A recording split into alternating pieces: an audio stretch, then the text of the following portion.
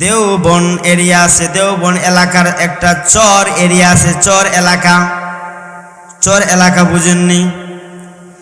যেই চর এলাকায় মানুষ নতুন নতুন বাড়িঘর বানায়, ওই চর এলাকায় মানুষজন নতুন নতুন বাড়িঘর বানাইছে। ওই এলাকায় নতুন বাড়িঘর মানুষ বানাইছে। ওই এলাকায় কোনো মাদ্রাসা নাই, কোনো মসজিদ নাই, ওই এলাকায় কোনো আলেম নাই, কোরআনের হাফেজ নাই, সবে মাত্র তারা বাড়িঘর বানাইছে। কিছুদিন হয়েছে বাড়িঘর বানাইছে, তারা শুধু বসবাস করতে শুরু করেছে। কিন্তু তাদের এলাকায় কোনো মাদ্রাসা নাই, কোনো মসজিদও নাই, কোনো আলেম নাই, কোনো হাফেজও নাই। হঠাৎ একদিন একজন বৃদ্ধা লোক মারা গেলেন, 70 থেকে 80 বছর বয়সের একজন বৃদ্ধা। ওই বৃদ্ধা মারা গেছেন। বৃদ্ধা মারা যাওয়ার পর তারা কাফন দাফন করবেন, কিন্তু তারা চিনেন না কেউ। কিভাবে গোসল করাইতে হয়, কিভাবে কাফন লাগাইতে হয়, কিভাবে জানাজা পড়াইতে হয়, এটা তারা কেউ জানেন না। তারা সকলে মিলে পরামর্শ করলেন, ও ভাই, ও চাচা, দাদা তো মারা গেলেন, চাচাও মারা গেলেন, চাচা মারা গেলেন, কারো লাগে দাদা, কারো লাগে চাচা। সবাই বলতেছে ওনাকে আমরা এবার কেমন করে আমরা ওনাকে কাফন দাফন করবো গো, বলো না একটা পরামর্শ করি। সবাই বলো আমরা তো চিনি না, চলো না আমরা ওই রাস্তার পাশে যাইয়া দাঁড়াই।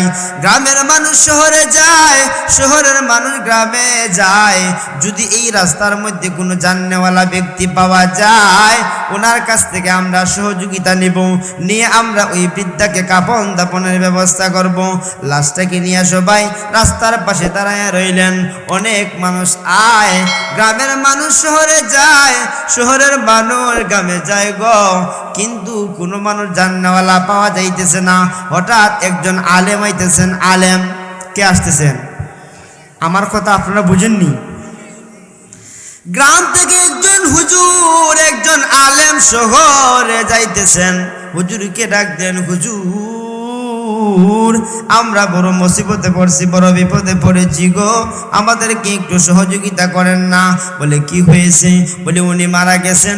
আমরা ওই এলাকায় দেখেন না নতুন বাড়িঘর বানাইছি, আমাদের এলাকায় কোনো মাদ্রাসা নাই, কোনো মসজিদ নাই, কোনো আলেম নাই, কোনো হাফেজ নাই, আমরা বড় বিপদে পড়েছি গো, আমাদেরকে একটু সাহায্য করুন, আমাদেরকে ওনাকে কাফন দাফন করতে আমাদেরকে একটু সহযোগিতা করুন। হুজুর ডাকতে বলেন, আমি তো শহরের ভিতরে একটা কোম্পানিতে চাকরি করি, সময় আমার হয়ে গেছে, তাড়াতাড়ি করেন, আপনারা যেহেতু বিপদে পড়ছেন। আলেম মানুষ না, আলেমের দিকটা একটু নরম, এই জন্য আলেমরা অনেকে দমক মেরে দেয়, অনেক কিছু কয়ে যায়, কিন্তু আলেমরা কিছু বলে না, ফালটা উত্তর দেয় না, দেয় না, মনে মনে সহ্য করিলা যে কক আমি সবুর। 3 জন ব্যক্তির দোয়া ফাঁকি দিয়ে কয়ে নেই, 3 জন ব্যক্তির দোয়া ডাইরেক্ট কবুল হয়, মধ্যখানে কোনো পর্দা নাই। 1 নম্বর হইল মায়ের দোয়া, 2 নম্বরে মুসাফির ব্যক্তির দোয়া, 3 নম্বর হইল মজলুমের দোয়া, বুঝছেন? এই জন্য কোনো আলেম না, শুধু কোনো মানুষকেই কি করবেন না, জুলুম করবেন না কোনো মানুষের উপর। তখন এই আলেম বললেন, ঠিক আছে আপনারা তাড়াতাড়ি যান বাড়িতে। বাড়িতে যাইয়া গরম পানি করাইলেন, গরম পানি করাইয়া ওনাকে গোসল দিয়া দিলেন, কাফন দাফন কাফনও লাগাইলেন, জানাজার মাঠে যাইয়া জানাজাও পড়াইলেন। জানাজা পড়াইয়া বলতেছেন, ও ভাইরা এবার আপনারা ওনাকে কবরস্থ করেন, কবরে মাটি দেন, আমি চলে যাই, আমার সময় হয়ে গেছে।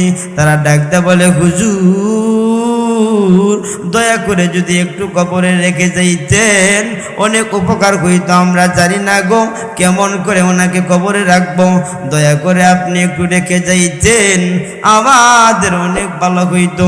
এই কথা যখন বললেন, হুজুর নিজেই কবরে নেমে গেলেন, কবরে রেখে লাশটাকে রাখলেন, মাটি দেওয়া শুরু হলো। বললেন, ভাইরা আপনারা এবার মাটি দেন, আমি চলে যাই। উনি চলে গেলেন। চলে যাওয়ার পর কোম্পানির গেইটে গিয়ে যখন দাঁড়াইলেন, কোম্পানিতে সিকিউরিটি গার্ড থাকেনি। সিকিউরিটি গার্ড দেখো বলতেছে, হুজুর আপনি আজকে অনেক দেরি করে আসছেন, ভালো কথা, আপনার একটা পরিচয়পত্র কার্ড থাকে প্রত্যেক কোম্পানির, প্রত্যেক কোম্পানি একটা পরিচয়পত্র কার্ড দেয় না? হুজুর আপনার পরিচয়পত্র কার্ডটা আমাকে দেখান, আমাকে দেখায় আপনি চলে যান গো, আপনি কোম্পানির ভিতরে চলে যান। হুজুর পকেটে হাত দিছেন, পকেটে হাত দিয়া দেখেন ওনার পকেটে ওনার পরিচয়পত্র কার্ডটা নাই। কোথায় গেল? আমি তো বাড়ি থেকে যখন বের হইলাম তখন তো আমি ঠিকই পকেটে ঢুকাইছি, কিন্তু কোথায় পড়লো? মনে হয় কবরে যে নামছিলাম ওই সময় মনে হয় পড়ে গেছে। ধরতে লাগলেন হুজুর, ধরতে ধরতে যাইয়া গিয়া দেখেন তারা মাটি দিয়া প্রায় শেষ। ইন্নাল হামদুলিল্লাহ ওয়াসসালাতু ওয়াসসালামু আলা মান লা নাবিয়্যা বা'দা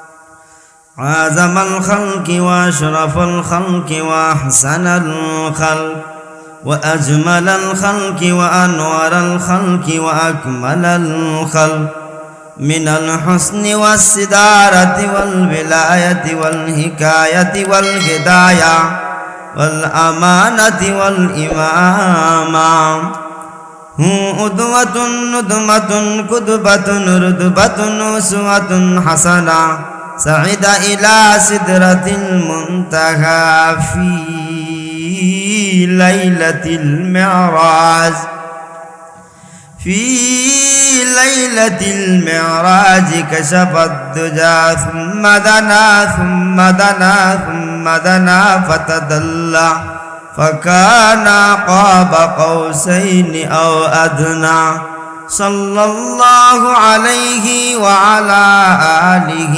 وأصحابه وبارك وسلم تسليما كثيرا كثيرا أما بعد فأعوذ بالله من الشيطان الرجيم بسم الله الرحمن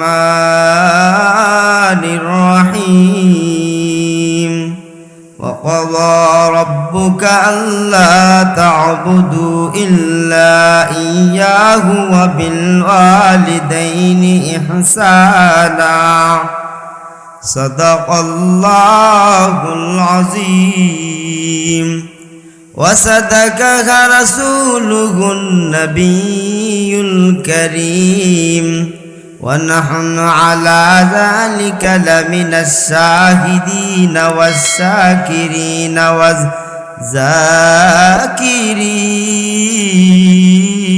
والذاكرين والحمد لله رب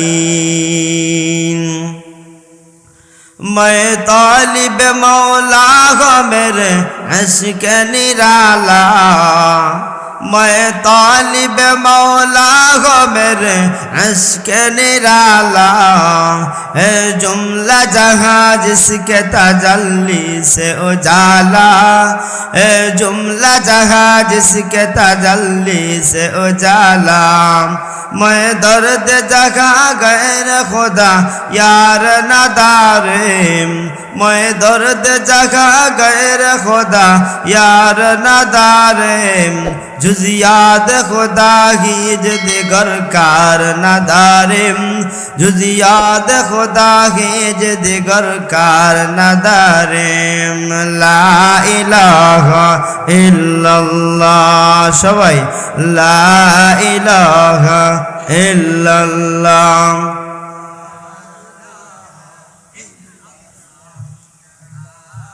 ला इलाहा इल्लल्लाह ला इलाहा इल्लल्लाह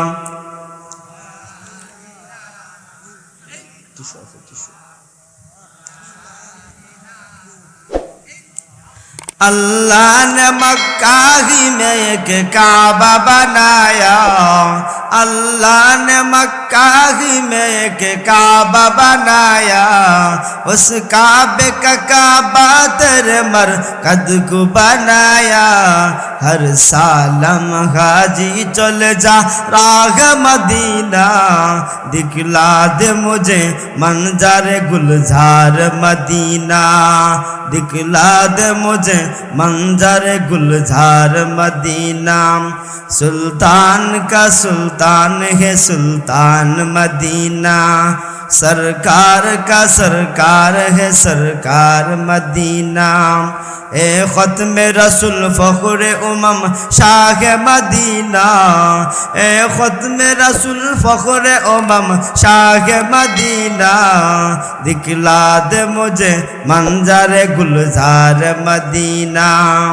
अल्लाह ने मक्का में एक काबा बनाया, उस काबे का काबा तेरे मरकद को बनाया। हर सालम हाजी चले जा राह मदीना, दिखला दे मुझे मंजर गुलजार मदीना, दिखला दे मुझे मंजर गुलजार मदीना।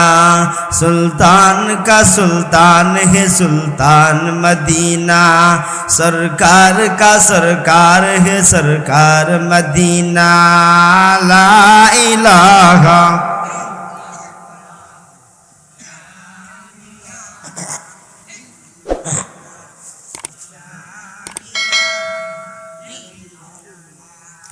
ला इलाहा इल्लल्लाहु मुहम्मदुर রাসূলুল্লাহ। সবাই বলেন সাল্লাল্লাহু আলাইহি ওয়াসাল্লাম। সম্মানিত এলাকাবাসী, ঢাকাস্থ করাতি ড্রাইভার সংগঠনের সহযোগিতায় করাতি গ্রামবাসীর উদ্যোগে কবরবাসীর রুহের মাগফিরাত কামনায় চতুর্থ ইসলামী মহাসম্মেলনের সভাপতিত্ব করছেন হযরত মাওলানা কারি মোশাররফ হোসেন সাহেব। আজকের যিনি প্রধান আকর্ষণ মধ্যমণি আমার পরে যিনি আলোচনা করবেন, আপনাদের বাংলাদেশের গৌরব। সারা বাংলায় ওনার এমন কোনো জেলা নাই যে ওয়াজ করেন না। আল্লামা মুফতি নাসিরউদ্দিন আনসারী দামাত বারকাতুহুম, উনি সারা বাংলাদেশে ওয়াজ করেন, সুমধুর কণ্ঠ। আপনারা নেটে ওনাকে দেখেন, আজ বাস্তবে দেখবেন। আমি ওনার সাথে একটা প্রোগ্রামে গিয়েছিলাম রাজশাহীতে। এত মানুষ আমি কোনো মাহফিলে দেখি নাই, এত মানুষ হয়েছিল। তো আপনারা আজকে এই মধ্যমণিকে পেয়ে আপনারা সবাই আনন্দিত হবেন। বিশেষ অতিথি হিসাবে আছেন মুফতি আরিফ বিল্লাহ ফিরোজি সাহেব, সাজিদুর রহমান খান, বদরুর রশিদ রেনু সাহেব, আরও অনেকে আছেন। এখানে দেখতে পাচ্ছি অনেক সিনিয়র ফাজিল মাদ্রাসার শিক্ষকরা আছেন। আমিও একটা মাদ্রাসার শিক্ষক। আমি যে মাদ্রাসায় পড়াই সেই মাদ্রাসার নাম হলো বানিয়াচুং সিনিয়র ফাজিল আলিয়া মাদ্রাসা। আমি এই মাদ্রাসার খেদমতে আছি, আপনাদের দোয়ায় খেদমতেও আছি, আপনাদের ওয়াজ তাফসীরের খেদমতেও আছি। তো আমি আমার আলোচনায় চলে যাব। আজকের যে আলোচনাটা আমি দেখতে পাচ্ছি এখানে দেখা আছে গ্রামবাসীর উদ্যোগে কবরবাসীর রুহের মাগফিরাত কামনায়, ঠিক না? তো সম্মানিত উপস্থিতি, আমি আপনাদের সামনে সূরা বনী ইসরাঈলের আয়াত তেলাওয়াত করেছি। এই আয়াতের মধ্যে আল্লাহ মা বাবার সম্পর্কে বলছেন। আমি মা বাবার আলোচনাই করব আপনাদের সামনে। এর আগে আমি একটু আলোচনা করতে চাই, যেহেতু কবরবাসীর উদ্যোগে কবরে কিন্তু আপনিও যাবেন, আমিও একদিন যেতে হবে, ঠিক না বেঠিক? যেতে হবে। আমার কাছেও মন কার নাকি আসবে, আপনার কাছেও আসবে। কিন্তু কিছু কিছু মানুষের আল্লাহ দুনিয়াতেও সম্মানিত করেন, আখেরাতেও সম্মানিত করবেন। কিছু কিছু মানুষের কবরের হালত দেখলে বোঝা যায় না? বাস্তব একটা উদাহরণ দিই। আমাদের বানিয়াচুং অনেক মুরব্বীরা হয়তো শুনছেন, নাম ছিল ওনার গোলাম কুদ্দুস সাহেব। ওনাকে যখন, উনি খুব আল্লাহওয়ালা মানুষ ছিলেন, মানুষ ওনার খুব ভক্ত ছিল। উনি যখন মৃত্যুবরণ করলেন, ওনাকে যখন কাফন দাফন করা হলো, কবরে রাখলেন, কিছুক্ষণ পরে দেখা যায় কবর থেকে আতরের ঘ্রাণ বাড়িতেছে। জোরে কোন সুবহানাল্লাহ। আমি দেখিনি, কিন্তু আমি শুনেছি। আমি গতকালকে একটা মাহফিল ছিল আমাদের বানিয়ার সঙ্গে, ওইখানে আমি আলোচনায় ছিলাম। গতকালকে আমি ওনার কথাটা বলছিলাম যে ওনাকে আল্লাহ কতটা পছন্দ করছে, ওনার কবর থেকে আতরের ঘ্রাণ বের হইতেছে। তারপরে মানুষ এক চাকা করে নিয়ে যাইতেছে। তারপর আমাদের থানার প্রশাসনকে আনিয়া 10-12 দিন, যতদিন ঘ্রাণ রয়ে গেছে, এই কবরকে পাহারা দেওয়ার জন্য রাখা হয়েছিল। মানুষ নেয়গা মাটি, তাহলে মাটিটা কমে যাবে কেনা? কমে যাবে। এই জন্য তো আমি আপনাদেরকে এর বাস্তব একটা ঘটনা শোনাই। ভারতবর্ষের দেওবন এরিয়া আছে, দেওবন এলাকার একটা চর এরিয়া আছে, চর এলাকা বুঝেননি? যেই চর এলাকায় মানুষ নতুন নতুন বাড়িঘর বানায়, ওই চর এলাকায় মানুষজন নতুন নতুন বাড়িঘর বানাইছে। ওই এলাকায় নতুন বাড়িঘর মানুষ বানাইছে। ওই এলাকায় কোনো মাদ্রাসা নাই, কোনো মসজিদ নাই, ওই এলাকায় কোনো আলেম নাই, কোরআনের হাফেজ নাই, সবে মাত্র তারা বাড়িঘর বানাইছে। কিছুদিন হয়েছে বাড়িঘর বানাইছে, তারা শুধু বসবাস করতে শুরু করেছে। কিন্তু তাদের এলাকায় কোনো মাদ্রাসা নাই, কোনো মসজিদও নাই, কোনো আলেম নাই, কোনো হাফেজ নাই। হঠাৎ একদিন একজন বৃদ্ধা লোক মারা গেলেন, 70 থেকে 80 বছর বয়সের একজন বৃদ্ধা। ওই বৃদ্ধা মারা গেছেন। বৃদ্ধা মারা যাওয়ার পর তারা কাফন দাফন করবেন, কিন্তু তারা চিনেন না কেউ। কিভাবে গোসল করাইতে হয়, কিভাবে কাফন লাগাইতে হয়, কিভাবে জানাজা পড়াইতে হয়, এটা তারা কেউ জানেন না। তারা সকলে মিলে পরামর্শ করলেন, ও ভাই, ও চাচা, দাদা তো মারা গেলেন, চাচাও মারা গেলেন, চাচা মারা গেলেন, কারো লাগে দাদা, কারো লাগে চাচা। সবাই বলতেছে ওনাকে আমরা এবার কেমন করে আমরা ওনাকে কাফন দাফন করবো গো, বলো না একটা পরামর্শ করি। সবাই বলো আমরা তো চিনি না, চলো না আমরা ওই রাস্তার পাশে যাইয়া দাঁড়াই। গ্রামের মানুষ শহরে যায়, শহরের মানুষ গ্রামে যায়। যদি এই রাস্তার মধ্যে কোনো জাননেওয়ালা ব্যক্তি পাওয়া যায়, ওনার কাছ থেকে আমরা সহযোগিতা নিয়ে আমরা ওই বৃদ্ধাকে কাফন দাফনের ব্যবস্থা করব। লাশটাকে নিয়ে সবাই রাস্তার পাশে দাঁড়ায় রইলেন। অনেক মানুষ আয়, গ্রামের মানুষ শহরে যায়, শহরের মানুষ গ্রামে যায় গো, কিন্তু কোনো মানুষ জাননেওয়ালা পাওয়া যাইতেছে না। হঠাৎ একজন আলেম আইতেছেন। আলেম কে আসতেছেন? আমার কথা আপনারা বুঝেননি? গ্রাম থেকে একজন হুজুর, একজন আলেম শহরে যাইতেছেন। হুজুরকে ডাক দেন, হুজুর আমরা বড় মুসিবতে পড়ছি, বড় বিপদে পড়েছি গো, আমাদেরকে একটু সহযোগিতা করেন না। বলে কি হয়েছে? বলে উনি মারা গেছেন। আমরা ওই এলাকায় দেখেন না নতুন বাড়িঘর বানাইছি, আমাদের এলাকায় কোনো মাদ্রাসা নাই, কোনো মসজিদ নাই, কোনো আলেম নাই, কোনো হাফেজ নাই, আমরা বড় বিপদে পড়েছি গো, আমাদেরকে একটু সাহায্য করুন, আমাদেরকে ওনাকে কাফন দাফন করতে আমাদেরকে একটু সহযোগিতা করুন। হুজুর ডাকতে বলেন, আমি তো শহরের ভিতরে একটা কোম্পানিতে চাকরি করি, সময় আমার হয়ে গেছে, তাড়াতাড়ি করেন, আপনারা যেহেতু বিপদে পড়ছেন। আলেম মানুষ না, আলেমের দিকটা একটু নরম, এই জন্য আলেমরা অনেকে দমক মেরে দেয়, অনেক কিছু কয়ে যায়, কিন্তু আলেমরা কিছু বলে না, ফালটা উত্তর দেয় না, দেয় না, মনে মনে সহ্য করিলা যে কক আমি সবুর। 3 জন ব্যক্তির দোয়া ফাঁকি দিয়ে কয়ে নেই, 3 জন ব্যক্তির দোয়া ডাইরেক্ট কবুল হয়, মধ্যখানে কোনো পর্দা নাই। 1 নম্বর হইল মায়ের দোয়া, 2 নম্বরে মুসাফির ব্যক্তির দোয়া, 3 নম্বর হইল মজলুমের দোয়া। বুঝছেন? এই জন্য কোনো আলেম না, শুধু কোনো মানুষ কি করবেন না, জুলুম করবেন না কোনো মানুষের উপর। তখন এই আলেম বললেন, ঠিক আছে আপনারা তাড়াতাড়ি যান বাড়িতে যাইয়া গরম পানি করাইলেন, গরম পানি করাইয়া ওনাকে গোসল দিয়া দিলেন। কাপড়ও লাগাইলেন, জানাজার মাঠে যাইয়া জানাজাও পড়াইলেন। জানাজা পড়াইয়া বলতেছেন, ও ভাইরা, এবার আপনারা ওনাকে কবরস্থ করেন, কবরে মাটি দেন, আমি চলে যাই, আমার সময় হয়ে গেছে। তারা ডাকতে বলে, হুজুর দয়া করে যদি একটু কবরে রেখে যাইতেন অনেক উপকার হইতো, আমরা জানি না গো কেমন করে ওনাকে কবরে রাখবো, দয়া করে আপনি একটু রেখে যাইতেন, আমাদের অনেক ভালো হইতো।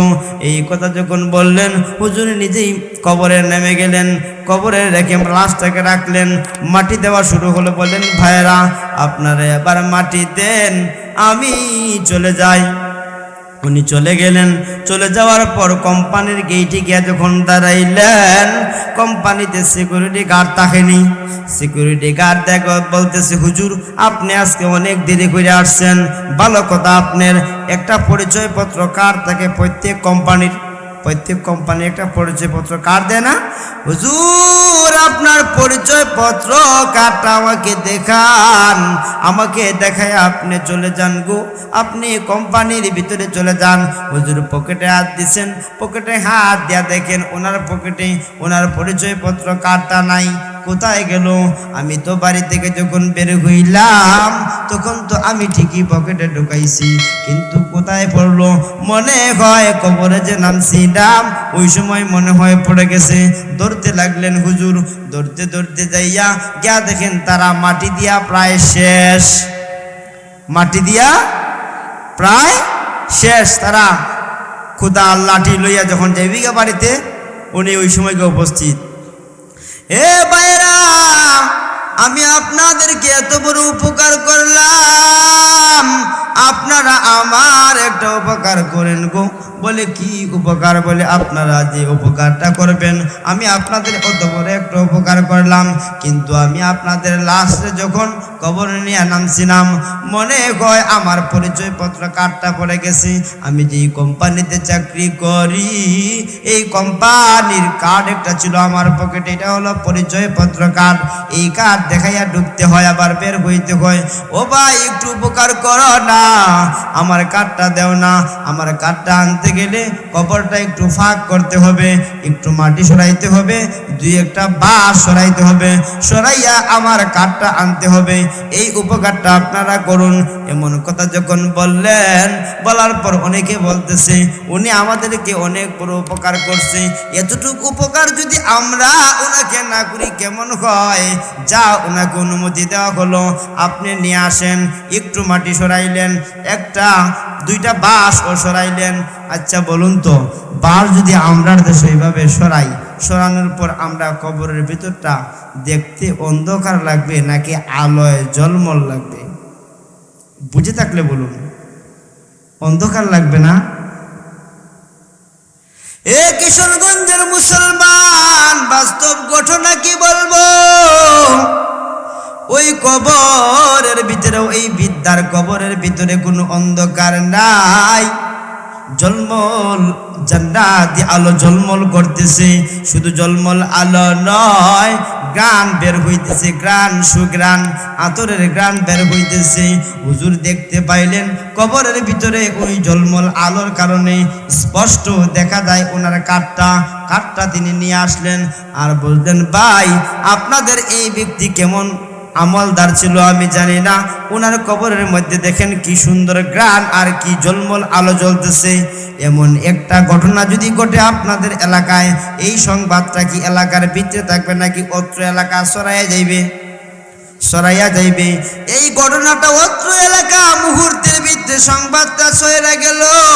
শুধু এই এলাকার ভিতরে যায় নাই, তখন দারুল উলুম মাদ্রাসা, যেই মাদ্রাসা নবীজির লাঠির ইশারায় হয়েছে গো, এই মাদ্রাসার প্রিন্সিপাল ছিলেন তখনকার সময় আল্লামা কারি তৈয়ব সাহেব রহমতুল্লাহি আলাইহি। আল্লামা কারি তৈয়ব সাহেব রহমতুল্লাহি আলাইহি তখন ছিলেন ওই মাদ্রাসার প্রিন্সিপাল। উনার খানের মধ্যে গিয়ে ওই সংবাদটা করছে, কি এমন ঘটনা, একজন বৃদ্ধা মারা গেল, বৃদ্ধার কবর থেকে সুঘ্রাণ আর ঝলমল করে আলো জ্বলতেছে। এমন ঘটনা কখনো শুনি নাই। চলো না আমি ঘটনাটা দেখে আসি। উনি নিজের চোখে দেখার জন্য দারুল উলুম দেওবন্দ মাদ্রাসা থেকে এই চর এলাকায় আসলেন। আইসা জিনিসটা দেখলেন, সত্যি সত্যি ওনার কবরের ভিতরে ঝলমল করে আলো জ্বলতেছে আর সুঘ্রাণ বের হইতেছে। আল্লামা কারি তৈয়ব সাহেব রহমতুল্লাহি আলাইহি উনি ওনার বিষয়ে জানার জন্য ওনার বাড়িতে চলে গেলেন। আমার কথা বুঝতেছেন নি? ওনার বাড়িতে, ওই বৃদ্ধার বাড়িতে চলে গেলেন। ওই বৃদ্ধার বাড়িতে যাইয়া ডাক দিলেন, কেউ বাড়িতে আসনি গো? ওই বৃদ্ধা যে মারা গেলেন, ওই বৃদ্ধার কেউ আসনি। ওই বৃদ্ধার বাড়িতে কেউ নাই। ওই বৃদ্ধার বাড়িতে আছে ওনার একটা মেয়ে সন্তান। মেয়েকে ডাক দিয়ে বলেন, মা গো, ও মা, বলো না তোমার বাবার কি এমন আমল ছিল যে আমলের কারণে আল্লাহ তার কবরের ভিতরে সুঘ্রাণ আর জান্নাতি আলো দান করেছেন। ও মা, বলো না তোমার বাবার কি এমন আমল ছিল, একটু বলো না। মেয়েটা ডাক দেয়া বলে, হুজুর, আমার বাবার কেমন আমল আমার তেমন বেশি জানা নাই, তবে আমি যে দুই একটা আমল দেখেছি, এই দুই একটা আমলের কথা আপনাকে বলি। আমার আব্বা 5 ওয়াক্ত নামাজ পড়তেন, আজানটা হইলেই নামাজও চলে যাইতেন, আর রোজার সময় আসলে রোজাও রাখতেন। আর আমার দাদু যখন ছিলেন, আমার দাদুরে মানে উনার আম্মারে খুব মোহব্বত করতেন এবং মায়া করতেন। উনার আম্মার সেবাও করতেন। আর উনার আম্মা খালি উনারে দোয়া দিতেন, ওরে ফুত, তোমার জন্য আল্লাহ দুনিয়া ও আখিরাতে সম্মানিত করেন। এমন দোয়া দিতেন আমার দাদু। আমার দাদুকে অনেক মায়া করতেন আমার আব্বা, খুব যত্ন করতেন। আর একটা আমল ছিল আমার আব্বার, যে আমলটা হলো জানুনি, এই আমলটা হলো আমার আব্বা কোরআন শরীফ পড়তে পারেন না। আমরা যেভাবে কোরআন শরীফ পড়ি, আলিফ লাম মিম যালিকাল কিতাব, এইভাবে আমার আব্বা কোরআন শরীফ পড়তে পারতেন না, শুধু আঙ্গুল হাঁটাইতেন। কোরআন শরীফ এই দেখেন তাখ, এই তাখের ভিতরে একটা কোরআন শরীফ আছে। এই কোরআন শরীফ কানা আমার আব্বা পড়তে পারতেন না, খালি আঙ্গুল হাঁটাইতেন, এইভাবে শুধু আঙ্গুল হাঁটাইতেন। এই দেখেন আব্বার এই আঙ্গুলতে বেশি বেশি হাঁটাইছেন, আঙ্গুলের একটা দাগ পড়ে গেছে, কোরআন শরীফের মধ্যে দাগ পড়ে গেছে। আমার আব্বা পৃষ্ঠা যখন শেষ হইতো, এভাবে পড়তে পড়তে আঙ্গুল হাঁটাইতে যখন পৃষ্ঠা শেষ হইতো, তখন আমার আব্বা দুইটা চোখের পানি ছাইরা দিতেন আর বলতেন আল্লাহকে, ও মালিক, তুমি আমারে দুনিয়াতে পাঠাইছো, কিন্তু আমি তোমার কোরআন শিখতে পারি নাই গো আল্লাহ। আমার মন চাইতো আমি কোরআন শরীফ পড়তাম, কিন্তু আমি দুর্ভাগা, আমি পড়তে পারি নাই। আল্লাহ, এই কোরআনের মধ্যে কি লেখা আছে আমি বুঝতেও পারি নাই। তবে আলেম ওলামাদের কাছ থেকে শুনেছি এই কোরআন নাকি উম্মতের জন্য রহমত স্বরূপ। ওয়ানুনাজ্জিলু মিনাল কুরআনি মা হুয়া শিফা, এটা হইছে মুমিনের জন্য শিফা, মুমিনের জন্য হইছে এই কোরআন শরীফ শিফা। আল্লাহ, আপনি এই পৃষ্ঠার ভিতরে যা বলছেন আমি সব মানি, আমি সব বিশ্বাস করি, এই কথা বলতেন আর চৌকের পানি ফালাইতেন। মই তলিবে মৌলা গো মেরে আশকে নিরালা, মই তলিবে মৌলা গো মেরে আশকে নিরালা, এ जुमला जहाँ जिसके तजल्ली से उजाला, ए जुमला जहाँ जिसके तजल्ली से उजाला, मैं दर्द जहाँ गैर खुदा यार नदारे, जुज याद खुदा ही जिदिगर कार नदारे, जुज याद खुदा ही जिदिगर कार नदारे। बैरा बंधुरा ओ किशोरगंजবাসী মনোযোগ দিয়া শুনো গো, কেউ যদি কোরআনের সঙ্গে ভালো ব্যবহার করে, কেউ যদি কোরআনকে ভালো করে পড়ে, কেউ যদি কোরআনকে মন থেকে মোহব্বত করে, তাহলে আল্লাহ তাকে দুনিয়াতে এবং আখিরাতে সম্মানিত করবেন। ঠিক না বেঠিক? আমরা কারা কারা কোরআন পড়তে পারি এবং পড়তে পারি না, তারাও আমরা আঙ্গুল ধরে পড়বো। আমরা একটু হাত উঠাই দেখাই। আমাদের সবাইকে জন্য আল্লাহ কোরআন তেলাওয়াত করার তৌফিক দান করেন। সকলে বলুন আমিন। হাত নামান। আমি আপনাদের সামনে যে আলোচনাটা করতে চাই আজকে, সেটা হলো মা বাবার বিষয় নিয়ে আলোচনাটা করতে চাই। ভাই, আমরা যারা এখানে আজকে উপস্থিত হয়েছি, আমরা সবাই কোনো না কোনো মায়ের সন্তান, ঠিক না বেঠিক? যে মা সন্তানকে কত কষ্ট করে লালন পালন করছে, কোনো যুবক বুঝতো না, অবিবাহিত কোনো যুবক বুঝতো না। বুঝব তখনই বুঝবো যখন সে বিয়া করার পরে তার একটা বাচ্চা হইব, তখন সে বুঝবো যে বাবা হওয়া যে কেমন এবং বাবা যে কত সহ্য করছেন। আর একটা মেয়ে মা না হইলে বুঝতো না মা যে কত কষ্ট করছে। মার কথা আল্লাহ কোরআনের মধ্যে 3 বার বলছে। নবীজি মার কথা, আল্লাহর নবীর কাছে আইসা একজন বলতেছে যে, ওগো আল্লাহর নবী, আমি প্রথমে খেদমত করব কার? বললেন তোমার মা। আল্লাহর নবী, এরপরে আমি খেদমত করবো কার সাথে আমি ভালো আচরণ করবো, কার খেদমত করবো? বললেন যে তোমার মা। এরপরে তোমার মা 3 বার জিজ্ঞাসা করছে, 3 বারেই বললেন তোমার। 3 বার জিজ্ঞাসা করলেন আল্লাহর নবী, এরপরে আমি কার খেদমত করব? আল্লাহর নবী বললেন সুম্মা আবুকা, তোমার বাবা। এরপরে বললেন তোমার বাবা। তাহলে মার বাবার কথাটা আল্লাহ কোরআনে বলছেন এবং আল্লাহর নবী হাদিসের মধ্যে বলছেন। আমি আপনাদের সামনে যে আয়াতটা তেলাওয়াত করেছি, ওয়াকাদা রাব্বুকা আল্লা তা'বুদু ইল্লা ইয়্যাহু ওয়া বিল ওয়ালিদাইনি ইহসানা। আল্লাহ বলেন তোমরা আমার ইবাদত করো, একমাত্র আমি আল্লাহর ইবাদত করবা, আমি আল্লাহর পরে যার সেবা করবায়, ওয়া বিল ওয়ালিদাইনি ইহসানা, যার সঙ্গে ভালো আচরণ করবা, যার সঙ্গে ভালো ব্যবহার করবা, সে হলো তোমার মাতা পিতা, তোমার মা বাবা। জোরে কোন সুবহানাল্লাহ। এটা কি আমার কথা বলছি নাকি আল্লাহ কোরআনের মধ্যে বলছেন? আল্লাহ কোরআনের মধ্যে বলছেন, মানে এটা আল্লাহর কথা, ঠিক না বেঠিক? এটা আল্লাহর কথা। তো আমরা যদি আল্লাহ কোরআনে বলছেন, যদি আল্লাহর কথা আমরা মানি, তাহলে আল্লাহর কথা আমরা যদি আমরা পালন করি, তাহলে আল্লাহর কথা মানা হইল, ঠিক না বেঠিক? আর যদি আমরা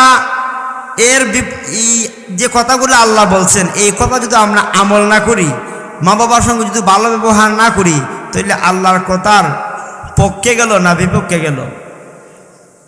আপনারা কিন্তু মাসলা দিচ্ছেন, আমি কিন্তু মাসলা দিচ্ছি না, আমি কিন্তু মাসলা দিইনি, আমি কিন্তু বলছি না, আপনারা বলছেন, আপনারা বিবেক থেকে বলছেন যে আল্লাহ বলছেন, আর আল্লাহর কথা মানলে আল্লাহর পক্ষে যায়, আল্লাহর কথা না মানলে আল্লাহর বিপক্ষে যায়, ঠিক না বেঠিক? তো স্বাভাবিক যে কোনো মানুষ বলবে যে আমি একটা কথা বললাম, তুমি আমার কথাটা মানলেই তো আমার পক্ষে মানলা, আর না মানলেই তো আমার বিপরীত করলা, ঠিক না? তো আল্লাহ বলছেন তুমি তোমার মাতা পিতার সঙ্গে ভালো ব্যবহার করো, কিন্তু আমরা যদি করি না, তাহলে তখন নগদ জায়গা আল্লাহর কথার বিরুদ্ধে, ঠিক না বেটি? দুনিয়াতে মানুষ যত জুলুম করব, যত অন্যায় করব, সকল অন্যায়ের বিচারই হবে, কিন্তু সকল অন্যায়ের বিচারই হবে কিন্তু কি? মরণের পর। আর মা বাবার সঙ্গে যদি কেউ বেয়াদবি করে, এর বিচার হবে দুনিয়াতে। মনে রাখবেন, আল্লাহর নবী বলছেন। আমি মা বাবার সম্পর্কে, মা বাবার জন্য 5টা আমলের কথা বলবো, আপনারা শুনবেন তো ইনশাল্লাহ? 5টা আমলের কথা বলে আমি শেষ করব। বনু তামিম গোত্রের একজন যুবক আল্লাহর নবীর কাছে আইসা বলে, ইয়া রাসূলুল্লাহ, ইয়া হাবিবাল্লাহ, আল্লাহর নবী গো, আমার জানতে মনে চায়। আল্লাহর নবী বলেন, যুবক বলো তোমার কি জানতে মনে চায়? ওগো নবীজি, আমি ছোট সময় দেখেছি আমার মা আমার বাবা অনেক কষ্ট করে সংসার চালাইছেন, এক বেলা যদি খাইছেন আরেক বেলা খাইতে পারেন নাই গো। আমি দেখেছি ছোট সময় আমার বাবা ঈদের দিনে কোনো রকম আমাকে একটা পোশাক কিনে দিয়েছেন, কিন্তু আমার বাবা আমার মা ঈদের দিন ছিঁড়া কাপড় পরে ছিঁড়া জামা পরে ঈদের সময় কাটাইছেন, ঈদের দিন কাটাইছেন। ওগো নবীজি, আমার মনে চায় আমার মা বাবার খেদমত করতাম, আমার মা বাবারে বেশি বেশি করে কাপড় চোপড় কিনে দিতাম, ভালো ভালো খাবার খাওয়াইতাম। ওগো নবীজি, কিন্তু সমস্যা হলো আমার মাও দুনিয়াতে নাই, আমার বাবাও দুনিয়াতে নাই, তারা চলে গেছেন। এখন আমি আমার মা বাবার খেদমত করতে চাই। আমার মা বাবা তো কবরে চলে গেছেন, কবরে থাকা মা বাবাকে আমি কিভাবে খেদমত করব? আপনি আমাকে বলুন। আল্লাহর নবী বলেন, যুবক, তুমি তো তোমার মা বাবারে পাইছো। আমার মা আমার বাবা আমার জন্মের আগেই মারা গেছেন, মাও কিছুদিন পরে মারা গেছেন। যুবক, তুমি যেমন এতিম আমিও এতিম, কিন্তু তুমি তো তোমার মারে পাইছো, তোমার মার আদর পাইছো, তোমার বাবার আদর পাইছো, আমি তো তাও পাই নাই রে যুবক। ও যুবক, আমি তোমাকে 5টা আমলের কথা শোনাই। আল্লাহর নবী যুবককে 5টা আমলের কথা ওয়াজ করে শোনাইতেছেন। 1 নম্বরে হলো আসসালাতু লাহুমা, মা বাবার জন্য দোয়া করবা। মা বাবার জন্য দোয়া করবেন। মা বাবা যদি দুনিয়াতে থাকেন তবুও দোয়া করবেন, মা বাবা যদি দুনিয়া থেকে চলে যান তবুও মা বাবার জন্য দোয়া করবেন। 5 ওয়াক্ত নামাজ পড়ে নামাজের পরে দোয়া করবেন। মা বাবার জন্য 5 ওয়াক্ত নামাজ পড়ে দোয়া করবেন। কোন দোয়াটা করবেন? যেই দোয়াটা আল্লাহ কোরআনের মধ্যে শিখিয়ে দিয়েছেন, রব্বিরহামহুমা কামা রব্বায়ানি সগীরা। এই দোয়াটা সব সময় পড়বেন। এই দোয়াটা মা বাবার জন্য সব সময় পড়বেন, বেশি বেশি করে মা বাবার জন্য দোয়া করবেন। কিন্তু আজকে দেখা যায় মা বাবাকে ছেলে মেয়েরা কি করে না, এত বেশি কেয়ার করে না, মা বাবার প্রতি তেমন বেশি কি নাই, খেয়াল নাই, নিজের মতো করে। ওরে বান্দা, তোমার মা তোমার বাবা ছোটবেলায় তোমারে কেমন করে কত আদর করছে তুমি জানো না? আল্লাহ কিন্তু জানেন। এই জন্যই আল্লাহ যতক্ষণ আল্লাহর ইবাদতের কথা বলছেন তত বড়ই আল্লাহর পাশাপাশি বলছেন, ও বান্দা, তুমি আমি আল্লাহর ইবাদত করো ভালো কথা, কিন্তু তুমি আমি আল্লাহর পরপরই যার ইবাদত করবা, যার কি করবা, যার সঙ্গে ভালো ব্যবহার করবা, যাকে তুমি মহব্বত করবা, যার সঙ্গে তুমি ভালো আচরণ করবা, যার সঙ্গে তুমি নরম সুরে কথা কইবা, যার সঙ্গে তুমি কোমল কথা কইবা, যার সঙ্গে তুমি নরম ভাষায় কথা বলবা, সে হলো তোমার মা তোমার বাবা। জুড়ে কোন সুবহানাল্লাহ। এটা কি আমার কথা নয়, এটা হলো আল্লাহর কথা। আল্লাহ বলেছেন। কিন্তু আমাদের সমাজে দেখা যায় কেমন ছেলেকে কেমন ছেলে জন্ম হয়। বিশ্ব মা দিবস পত্রিকার বাস্তব ঘটনা আপনাদেরকে শোনাই। বিশ্ব মা দিবস পত্রিকার মধ্যে একটা লেখে একজন যুবক লিখেছিল, আমার বাবা ছোটবেলায় মারা যান, আমি তখন বলতে পারি না, আমার মা আমাকে লালন পালন করে, আমার নানা আমার মামা আমার নানু আইসা বলে আমার আম্মাকে, ও মেয়ে চল বাড়িতে, তোর স্বামী মারা গেছে, তোর একটা মাত্র সন্তান হয়েছে রে, ওই সন্তানকে রেখে দিব, আমরা তোকে অন্যত্রে বিয়া দিয়া দিব। কিন্তু মা অন্যত্রে বিবাহ বসে নাই। মা বলে, না গো মা, আমি বলবো না, আমাকে আল্লাহ যে মানিকটা দান করেছেন এই মানিকের মুখটা দেখে আমার জীবনের সব কিছু আমি বাদ দিয়া দিব, আমি কোনো জায়গায় বিবাহ বসবো না, আমি আমার স্বামীর বাড়িতে থাকবো, আমার ছেলেটারে আমি লালন পালন করব।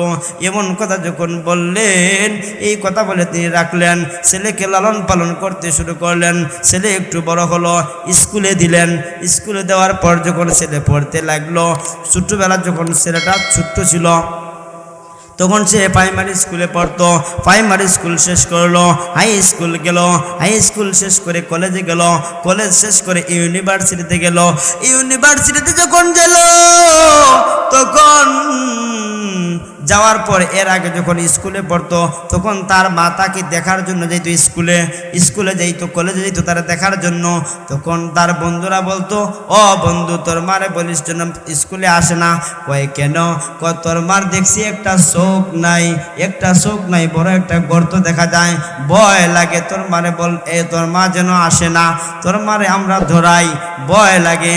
কিন্তু ছেলের মহব্বত কিন্তু ওই মহিলা ছেলেকে দেখার জন্য যায়। ছেলে যখন বলে, ছেলেকে বলে, বাবা রে, দুনিয়াতে আমার কেউ নাই, তোর বাবাও মারা গেছে, তুমি ছাড়া আমার দুনিয়াতে কেউ নাই, এই জন্য আমি তোমাকে দেখতে যাই, তুমি ছাড়া আমার ভালো লাগে না। কত মহব্বত করেন মা সন্তানকে। এই সন্তান পড়তে পড়তে ভার্সিটি শেষ করলো, আর মা তার লেখাপড়ার খরচ জুগাইতে মানুষের বাড়ি বাড়ি কাজ করছে, নানার বাড়ির থেকে টাকা আনছে, বিভিন্ন ওখান থেকে ছেলেকে পড়াশোনা করাইছে। ছেলে যখন এবার ইউনিভার্সিটিতে গেল, ইউনিভার্সিটিতে যাওয়ার পর ছেলে এখন টিউশনি করাইয়া নিজের পড়ার খরচ নিজেই জোগাড় করতে পারে, সংগ্রহ করতে পারে, নিজের টাকাটা নিজেই, মারা দেওয়া লাগে না। কিছুদিন যখন ভার্সিটির পড়াশোনা যখন শেষ পর্যায়ে, তখন তার একটা মেয়ের সঙ্গে পরিচয় হয়। পরিচয় হওয়ার পর ওই মেয়ের লগে তার ভালোবাসা হয়ে যায়। ওই মেয়েটা হলো ওই কলেজের স্যারের মেয়ে। স্যার এবার অফার করলেন, ও ছেলে শুনো, তুমি যদি আমার মেয়েটারে বিবাহ করো, আমি তোমাকে সহজে চাকরি বানিয়ে দিমু, সহজে তোমার চাকরি নিয়ে দিমু গো, তুমি আমার মেয়েটারে যদি বিবাহ করো। বলে আমি আমার মাকে জিজ্ঞাসা করে আসি। মাকে জিজ্ঞাসা করার জন্য গেলো গ্রামের বাড়িতে যাইয়া মাকে বলে, মাগো এভাবে একটা আমার স্যার আমাকে অফার করেছেন, কি করব? মায় বলে, বাবা রে, গরিবের ঘরে তো বড় লোকের মেয়ে যদি আসে, ওই সংসারে শান্তি হয় না, শরীয়তের বিধান কুফু মিলায় বিবাহ করতে হয়। সমানে সমানে দুস্তি, আমাদের গ্রামের ভাষায় বলে সমানে সমানে দুস্তি, সমানে সমানে কুস্তি। বড় লোকের মেয়ে যদি রে বাবা গরিবের ঘরে আয়, মা মানবে না, শ্বশুরি মানবে না, 2 দিন পর তোমারও মানবে না, বাবা রে তুমি এখানে বিয়া করো না। কিন্তু ছেলের তো ভালোবাসায় পাগল হয়ে গেছে। মাকে বলে, না মা, আমি তার সঙ্গে কথা বলছি, ম্যানেজ করে নিবে, সব কিছু সে মিলাই নিবে, ও মা তুমি রাজি হয়ে যাও। মা বিপদে পরে রাজি হয়ে গেল, সংসার হলো। গ্রামের বাড়িতে মেয়েকে নিয়ে আসলো। অনেক লম্বা ঘটনা, সংক্ষেপে বলবো। গ্রামের বাড়িতে যখন নিয়ে আসলো, নিয়ে আসার পর কিছুদিন যাইতে না যাইতুই ওই মেয়ে বলে স্বামীকে বলে, তোমার মার চোখ মানে গাতা দেখা যায়, গর্ত একটা চোখ নাই, আমার ভয় লাগে, আমি থাকবো না, মাকে ভালো পায় না, সংসারে অশান্তি, আমি এখানে থাকবো না। চলে গেল শহরে, চলে গেল শহরে, যায় ওইখানে তাকে চাকরি হয়েছে। কিন্তু মা কাঁদে, আমি কার জন্য পারলাম গো, ছেলেকে অত মজা করে লালন পালন করলাম, কিন্তু আজকে আমাকে ছেলে রাইকা চলে গেল। মা শুধু কান্না করে। মানুষের কাছ থেকে খবর নেয়, এলাকার বাসীর কাছ থেকে খবর নেয়, ও আমার আশপাশের ভাই বোনেরারে, তোমরা দেখছো নি আমার ছেলেটারে, তোমরা দেখা যাও, দেখছো নি গো আমার ছেলেটা কি করে? কই দেখছি গো, তোমার ছেলে তো মস্ত বড় অফিসার। অনেক দিন হয়ে গেল গ্রামের বাড়িতে মাকে দেখতে আসে না, খোঁজ খবর নিতে আসে না, মাকে দেখতে আসে না, খোঁজ খবর নিতে আসে না। একদিন মা কষ্টে যখন সইতে পারে না সন্তানের কষ্ট, একদিন খবর নিয়ে চলে গেল, খোঁজ নিতে নিতে চলে গেল ছেলের বাসায়। গিয়া যখন নক করলো, দরজা খুলে দেখে ছেলে দেখে মা আইছে। মারে কই, মাগো আমার বউ তোমারে দেখলে ভয় পায়, তুমি কেন আইছো? তোমারে দেখে আমরা গ্রাম থেকে আইলাম শহরে, তুমি কেন আইছো? ও মা তুমি চলে যাও। ওই বাবা রে, আমি আসছি, নেও তুমি কিছু টাকা পয়সা নিয়ে যাও। মা বলে, বাবা রে, আমি তোমার কাছ থেকে টাকা নেওয়ার জন্য আসি নাই, তোমার কাছ থেকে পয়সা নেওয়ার জন্য আসি নাই রে বাবা, আমি শুধু আসছি তোমাকে মরণের আগে একটা নজরে দেখার জন্য। বয়স হয়ে গেছে, কোন দিন জানি মারা যায়। ও সন্তান, আমি তো তোমারে ভুলতে পারি না, বড় কষ্ট করে তোমারে আমি লালন পালন করেছি, আমি তোমার মুখটা দেখা আমি কোথাও বিবাহ বসলাম না, আমার জীবন যৌবন সব শেষ করলাম তোমার দিকে চাইয়া, তোমার দিকে চাইয়া রে বাবা, কিন্তু আমি তোমাকে না দেখলে আমার কষ্ট লাগে, এই জন্য তোমাকে দেখার জন্য আসছি। এমন কথা যখন বললেন, এরপর মা চলে গেলেন গ্রামের বাড়িতে।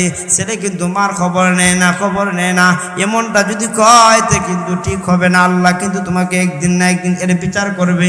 মা বাবার সঙ্গে যদি কেউ বেয়াদবি করে, মা বাবাকে যদি কেউ কষ্ট দেয়, এর বিচারটা আল্লাহ দুনিয়াতে করবেন। আল্লাহর নবী বলেছেন, ওই যুবক তাকে শহরে, মা চলে গেল গ্রামে।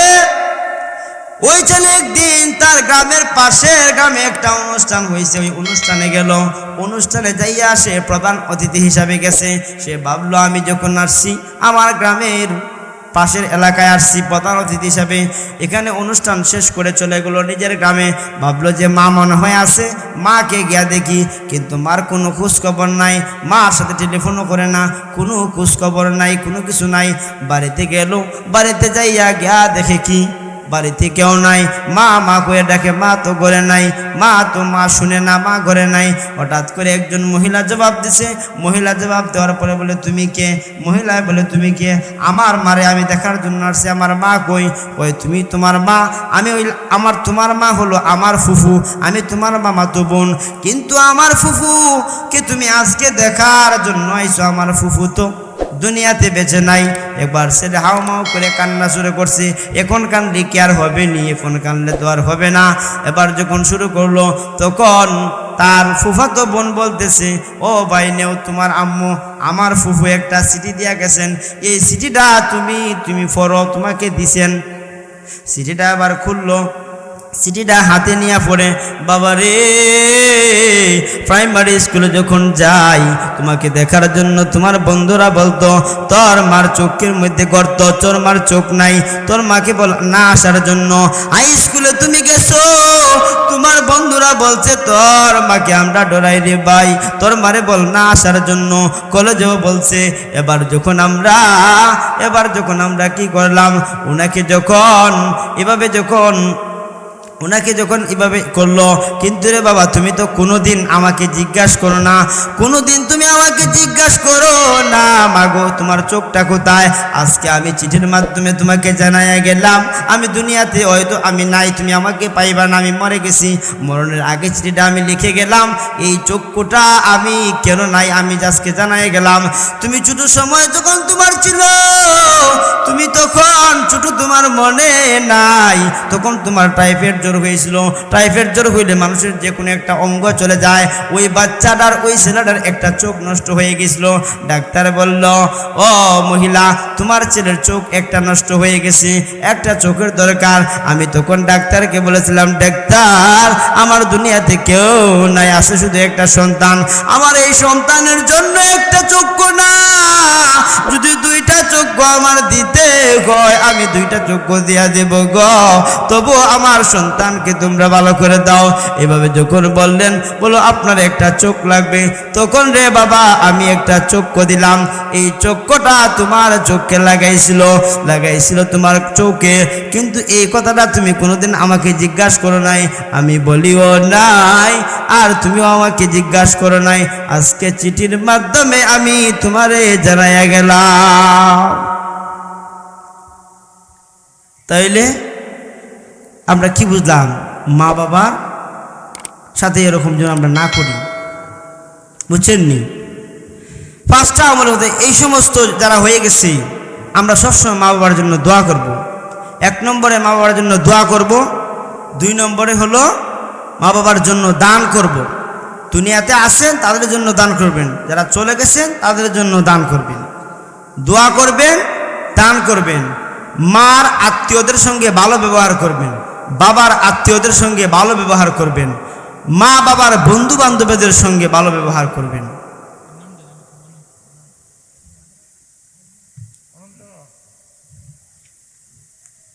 বুঝতে পারছেন? আমরা মা বাবার জন্য দান করব, মা বাবার জন্য দোয়া করব, দান করব, মা বাবার আত্মীয়দের সঙ্গে ভালো ব্যবহার করব, মা বাবার বন্ধু বান্ধবদের সঙ্গে ভালো ব্যবহার করব। অনেক লম্বা আলোচনা করার কথা ছিল, কিন্তু সময় সংক্ষিপ্ত।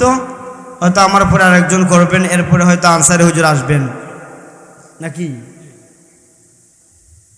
তো আমি আর আমার আলোচনা লম্বা করছি না, আমাকে